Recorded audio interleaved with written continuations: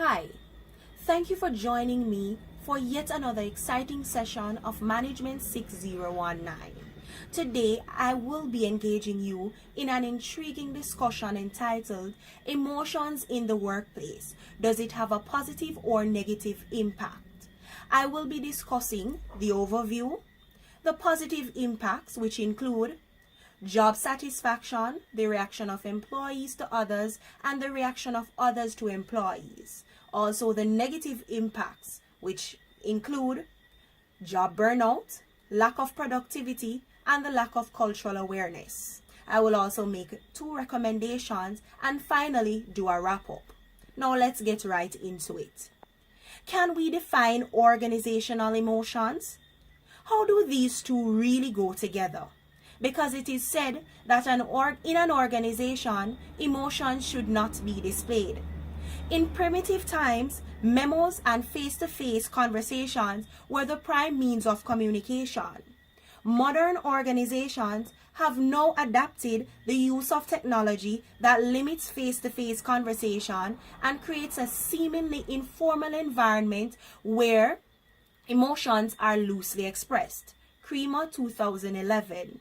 Emotions not only defines individuals, but it also defines the organization. It is considered to be the glue. It connects employees with differing cultural background and personality as well, but also it has complications. Feeling and expressing positive emotions on the job has favorable consequences. 1. Job satisfaction.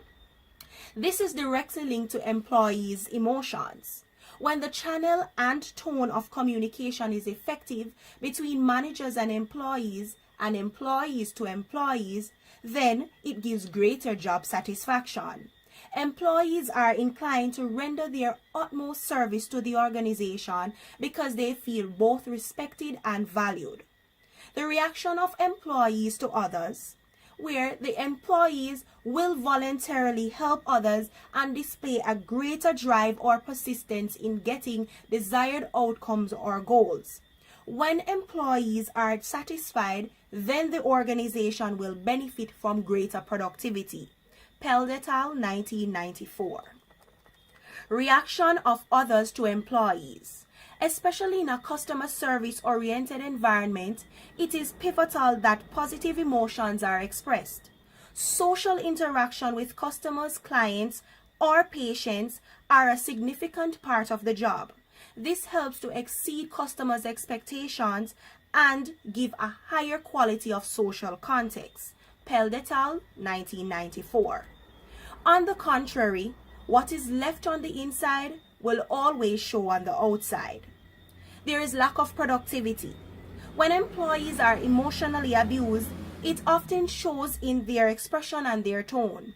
In service-driven industries that requires emotional labor, employees tend to sound highly stressed and get easily flustered.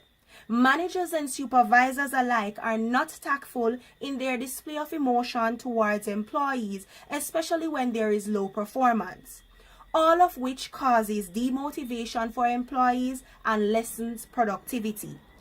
Ashkenazi and Dawes 2002.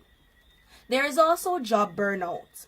Employees display emotional dissonance due to the discharge of negative emotion towards them, and they wound up resigning.